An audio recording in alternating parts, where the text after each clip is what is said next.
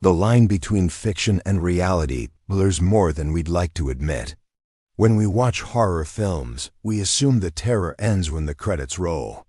But what if I told you that one of cinema's most iconic figures has roots deeper than Hollywood? The story of Pinhead isn't just creative genius.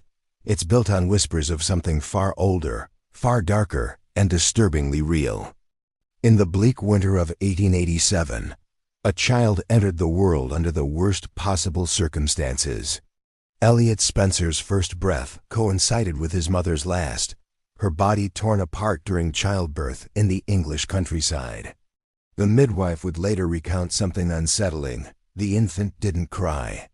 He simply stared with an awareness that seemed impossible for a newborn. His father, broken by war and drowning in alcohol, saw the boy as a curse incarnate. Young Elliot endured unimaginable neglect, including a 3-day imprisonment in a basement at age 7. When discovered, he wore an eerie smile while claw marks inexplicable and deep-scarred the wooden floor around him. By 12, Elliot had fled his nightmare home. He survived in graveyards and back alleys, yet people instinctively avoided him. Dogs would bark frantically in his presence. Rats followed him in silent processions. When a man attempted to assault him one night, the predator became prey found the next morning, hanging from wires, his skin methodically removed. The crime was never solved, but locals whispered that Elliot Spencer was never truly human. When the Great War erupted in 1914, Elliot enlisted not to serve his country, but to find death. Paradoxically, war rejected him. He survived bombardments that obliterated entire units, walked through mustard gas clouds that killed dozens, and emerged from battles without a scratch. Yet inside, something shattered completely. His fellow soldiers reported disturbing behavior. Elliot whispered to shadows, spoke in languages no one recognized, and repeatedly uttered a single word that would later define his fate. Leviathan.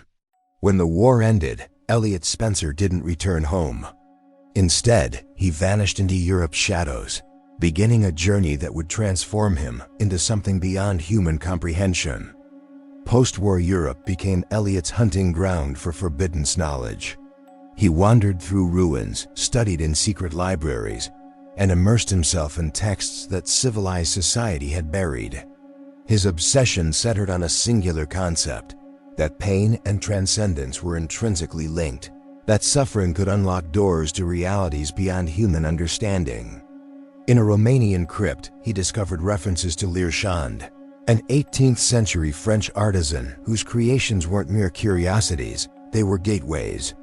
For 2 years, Elliot chased fragments across Europe. Paris yielded maps inscribed with otherworldly symbols. Budapest offered a diary written in human blood.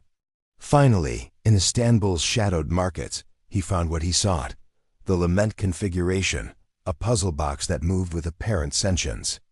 The seller begged him not to purchase it, claiming it belonged to no earthly realm. Elliot smiled and paid in gold and blood. He rented a basement, arranged black candles in precise patterns, and locked himself inside with the box. Neighbors reported 3 nights of screaming that seemed to emanate from within the walls themselves.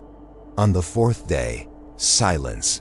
When authorities forced entry, the room stood empty except for stains suggesting something had been dragged through impossible spaces, and a message scrawled on the mirror in dried blood. The flesh betrayed me, but pain revealed me.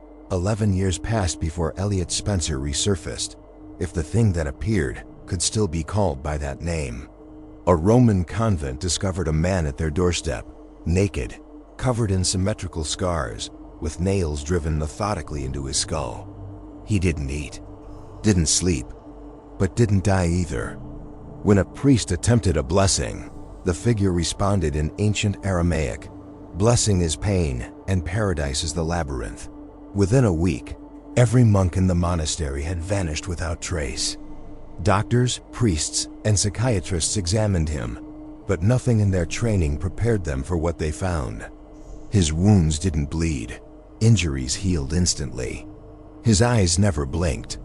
A nun suffered a fatal heart attack after spending time alone with him. Secret Vatican files eventually made their way to British intelligence. DNA testing confirmed the impossible. This being was Elliot Spencer. But he had transformed into something else entirely, a hybrid of flesh, pain, and otherworldly geometry. The documents were immediately sealed, though one photograph leaked, showing a man with nails in his skull and carved skin. Decades later, this image would inspire a film character, though the truth behind it would remain hidden. According to classified documents and leaked testimonies, Elliot hadn't merely opened a portal, he had fused with what existed beyond. This realm operated on principles alien to human consciousness. Pain wasn't punishment but language. Flesh and soul were raw materials, and identity was something to be dissolved and reconstructed. Within this dimension, Elliot received a new designation. No longer a man, he became a Cenobite, a priest of pain. These beings weren't demons in any traditional sense. They were former humans, transformed and shaped by their histories, traumas, and sins. Elliot became the most methodical, his rituals involving hooks, geometric arrangements of muscle and sinew, and torments that existed beyond screaming. The realm itself, called the Labyrinth, was governed by Leviathan, not a god, but a concept-given form. Described as a spinning pyramid radiating black light and maddening whispers, Leviathan represented perfect order through absolute chaos. Pinhead, as Elliot was now known, served without question, waiting patiently for those who would open the box and cross over. The lament configuration wasn't a trap in the conventional sense. It was an invitation and a test.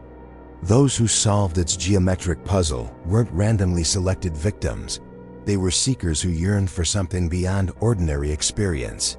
The box responded to hunger, to desire, to that nameless ache within people who felt reality was insufficient.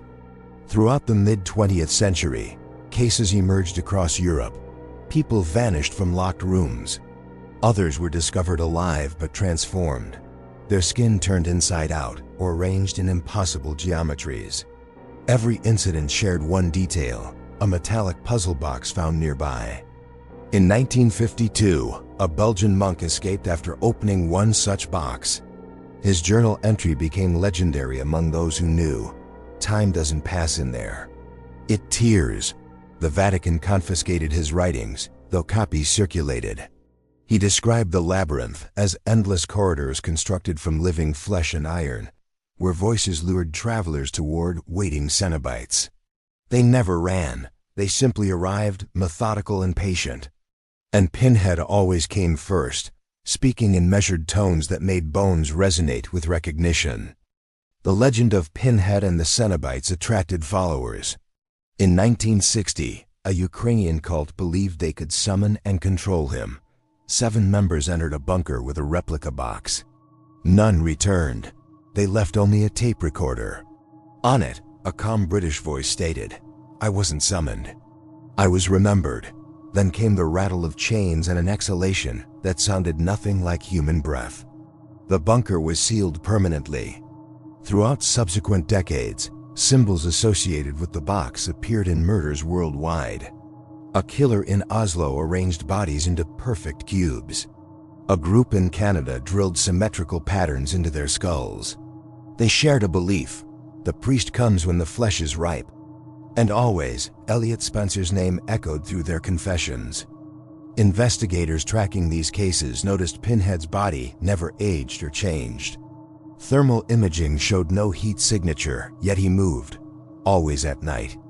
Always near locations where boxes had been opened. One German detective, Hans Richter, survived an encounter.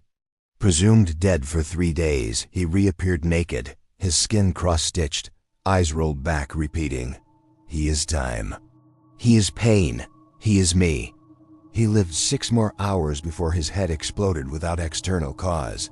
Just silence, then blood. After multiple incidents, a secret organization formed, the Sealers. Composed of experts in occult phenomena and dimensional science, they successfully captured a box and imprisoned it underground in a chamber without mirrors or metal. Yet even there, it moved independently.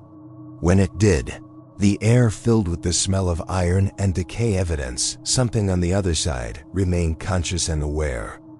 During one test, a sealer vanished for 19 minutes. Surveillance footage showed only darkness. Upon return, he was blind, his tongue torn out, and his chest tattooed with dried blood. I've seen what comes after flesh.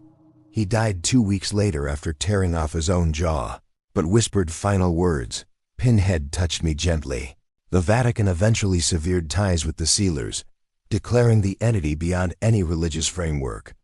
Some theologians believe Leviathan predated creation itself, and that Pinhead was merely one reflection of its presence in flesh. Forbidden's text suggested ancient Hebrew scriptures once mentioned his name as Sariel, the Veil Angel, guardian of truths too agonizing for mortal comprehension. Between 2000 and 2010, reports mysteriously ceased, creating an eerie silence. Experts theorized this represented a cycle, a dormant period. Then in 2011, Tokyo experienced the pattern's return. A young woman vanished after purchasing a puzzle box from a street vendor. Her phone was recovered, still recording. The final frame showed chains suspended from the ceiling and a smiling face studded with nails. The box itself began evolving. Sometimes glass, sometimes bone, sometimes heat-twisted steel, adapting to each era's particular hungers. Some researchers believe it's not merely an object but a living symbol, a thought form that finds those who dream of it. The labyrinth doesn't require traditional summoning. It only needs to be remembered, contemplated, desired. Online, new cults emerged through encrypted forums. They shared methods for replicating the box, though many who attempted this vanished or reported shared nightmares. Endless corridors with breathing walls, chains humming in darkness, and always him watching, smiling, patient. A Texas hacker leaked footage of a failed summoning. The video showed a replica box turning, then darkness, chains, a scream from inside the camera itself. The final frame displayed a message written in ash. What you called never left. The clip was scrubbed from the internet within 48 hours, but those who witnessed it never forgot. In 1985, British writer Clive Barker visited an antique shop inherited from a deceased relative. Among forgotten objects, he discovered a locked chest containing yellowed newspapers, blurred photographs, and a journal bearing the chilling name, Elliot Spencer, Unfinished Confessions. It detailed dreams, rituals, symbols, and the lament configuration with disturbing precision. Barker investigated. Missing person reports matched the journal's dates. Photographs aligned with sketches. A carving in Vatican archives proved identical to the box's design. His obsession grew, transforming into a script titled The Gospel of Pain. Studios rejected it as too dark, too real. One small producer agreed if Barker softened the content. He complied, changing names and smoothing edges. Hellraiser was born, though few knew every page whispered from sealed files. Every line echoed classified memories. Pinhead's design wasn't invented. Barker showed makeup artists a faded photograph from the journal, a man with nails embedded in his skull, captioned High Priest of Flesh. Producers assumed it was doctored, never tracing its origin. During filming, strange events occurred. Actors suffered nightmares of iron corridors. Crew members found unexplained scratch marks. Barker claimed the set felt watched, perpetually cold. After release, British intelligence received a copy. Agents visited Barker, confiscating original drafts, photographs, and notes. They silenced certain interview topics. The original script disappeared. What remained was a diluted public version, a mask covering something ancient and real. Studios expanded the franchise, but each sequel humanized Pinhead, diminished the box to decor. Why? Because obsessive viewers began disappearing. In one case, a young woman vanished from a theater bathroom, leaving only a replica box on the sink.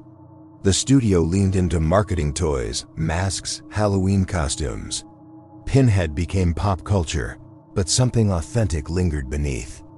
In 2001, during a Los Angeles horror exhibit, a woman touched the original prop box and collapsed.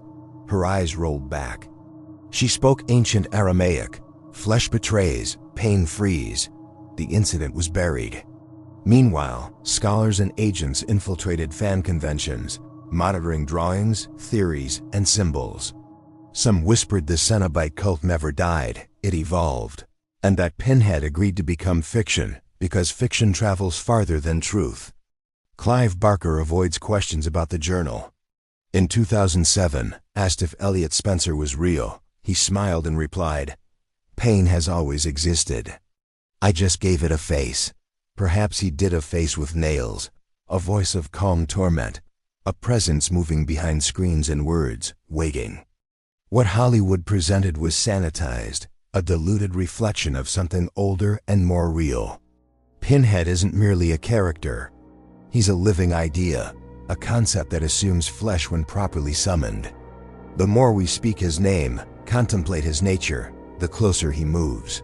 He doesn't travel through space, he moves through thought and consciousness. If you've imagined him, he's already aware.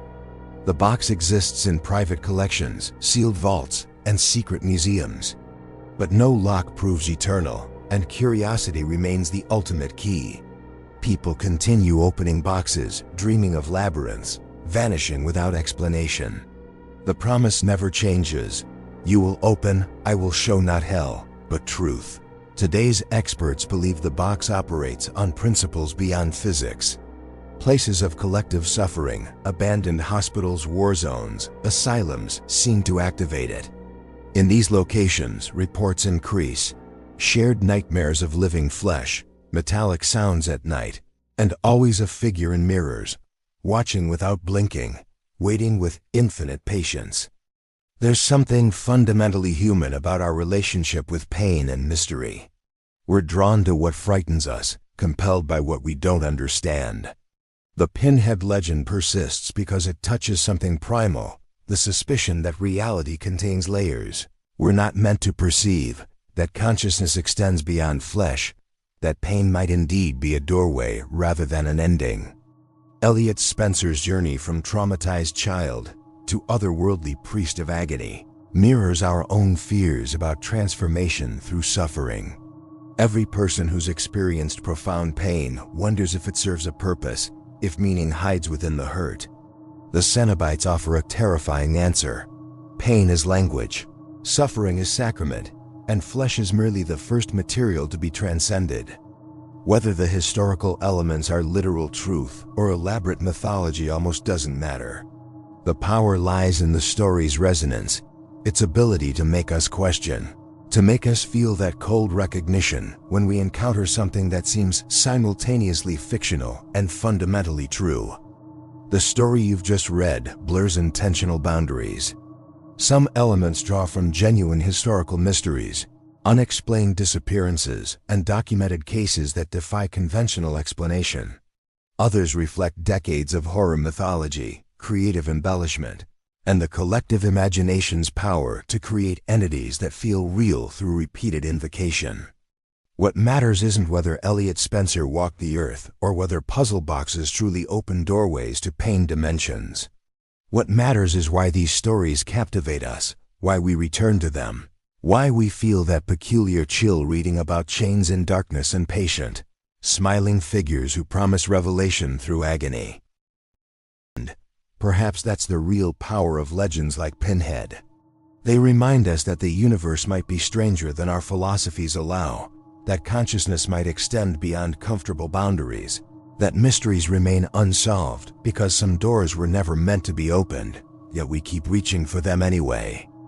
The box, whether literal or metaphorical, sits before each of us, a puzzle promising answers, demanding we solve it, whispering that truth lies on the other side of fear. Will you leave it alone, or will curiosity compel your hands to turn its geometric faces, listening for that final click? Some doors, once opened, can never be closed. Some questions once asked can never be unasked. And some names once known can never be forgotten. Consider yourself warned. And if tonight you hear something scratching at the walls of reality, remember, you were told where it leads.